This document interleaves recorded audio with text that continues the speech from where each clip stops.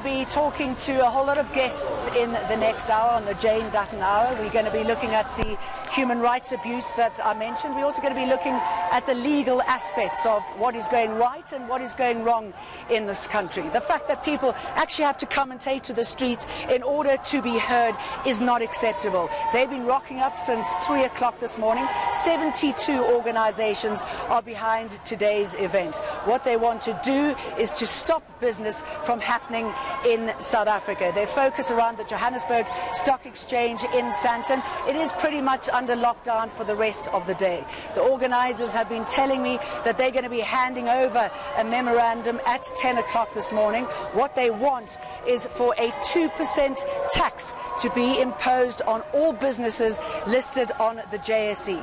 They say that that money needs to go to victims of gender-based violence. We heard yesterday the shocking statistics affecting women in the country. Something like 37,000 women have experienced sexual offences, including rape. And there are over 170,000 women who experience some kind of gender-based violence. And as I said a little earlier on, 1 in 3 women are killed every single hour. We know that 57 people die every single day. Too many of them are women and children, your brothers and your sisters. The legal fraternity is failing us dismally. We hear horrific stories of rape victims that are ordered to go through mediation instead of the perpetrators going into court and going into jail. I mean, can you imagine? You experience the horrific rape and you have to sit opposite the perpetrator and go through some sort of mediation. I mean, what utter disrespect. There is a call on the head of the NPA to expedite the process, to get special courts who are going to be dealing with victims of crime. Now, one of my guests is from Section 27. Good morning to you. Thank you very much for joining us. Good morning, and thank you for What do you think of today? It's necessary. We needed to be here today to bring business on board. They have not been part of this conversation, and it's about time that they are. Yes, government is vitally responsible for helping the country to deal with the scourge of GBV. But we found that as civil society organizations, when we work with all social partners, we get more traction, more movement, and that's what we need. We've been talking to government for over a year, and now we need action. Why do you think nothing has happened? I mean, how can they not register what we describe as a massacre, as an incredible human rights abuse? How come it doesn't register? I think that the government is filled with inertia. It's been over 20 years since we've come to freedom.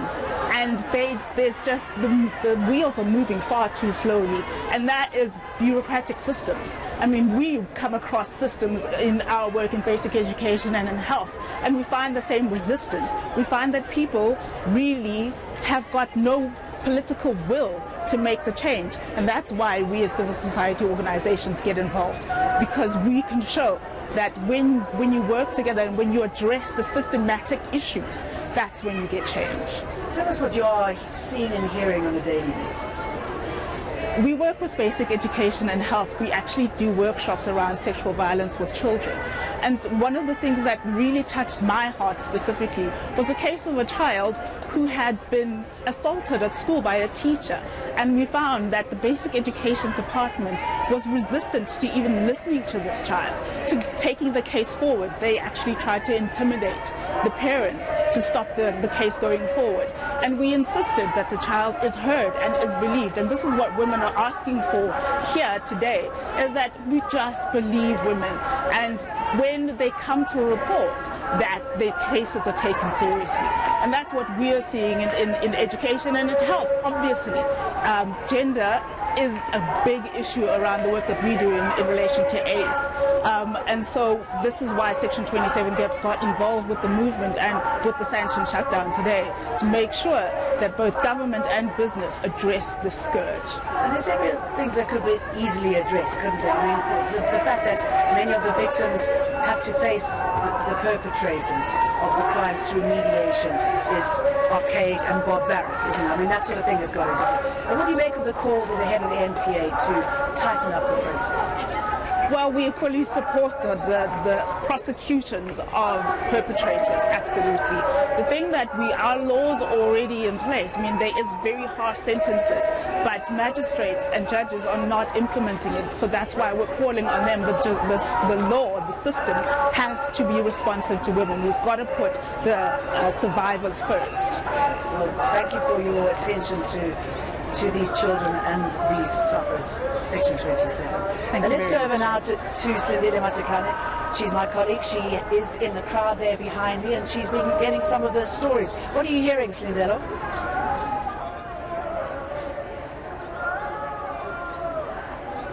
Well, since 3 a.m. this morning, Jane, we've had women gathering outside here at the JSE. They're now being joined by men who are in support of the call to end gender-based violence in the country, which we know has become a crisis. I'm just going to move out of shot and ask my colleague Tando to just give you a view of the display here on my right. We do have a number of posters that are being displayed saying that my body is not your war zone. We actually also have a poster across the JSE saying that our president, Cyril Ramaphosa, isn't serious or isn't taking the issue of gender-based violence seriously enough, and that is why we have descended here into the economic hub of the country here in Sandton, outside the JSE, where they're saying that they want capital to fund the fight against gender-based violence. Let's just take you to some of the protesters that are here. Ma'am, why was it important for you to come here today? My name is Neo Belinda. It's very important for me to be here today as a woman because I am a feminist, a foreign national living in South Africa. First of all, I'm a woman, a mother, and I work with a lot of young women. It's important for me to come here to raise my voice, the voices of the young women that I work with, the voices of foreign national women who are here facing different struggles, but also facing the same struggles as South African women, and with the added burden of the fact that they are here in South Africa. So it was important for me to be here at 2 a.m. in the morning to say let's end this nonsense of gender-based violence, but also to demand from the capitalists that they should give money, and they're the one perpetrating all of this. In these buildings, women are struggling. In these buildings, young women are looking for jobs every day, but they have to sell their bodies to get positions. So we need these people to change their structures, to change everything to accommodate young women, give spaces to young women to work in this place, feeling safe, coming to do work that is decent. Young women cannot be kept aside. Their bodies cannot be used as tools and everything. Thank you very much. I just want to take you to my other guest. Ma'am, why are you here today? What kind of struggles are you facing as a young black woman?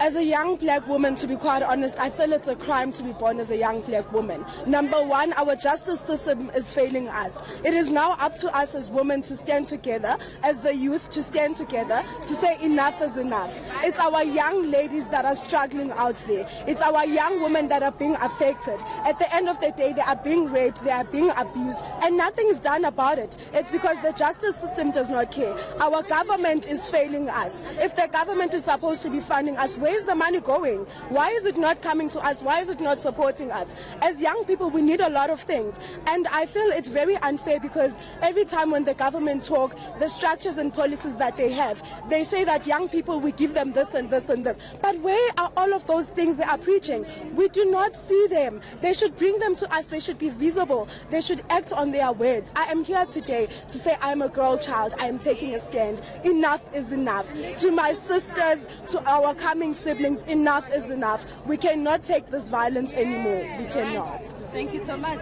The message is clear. Enough is enough, and it seems being a woman is basically being born as a crime. So it's back to you.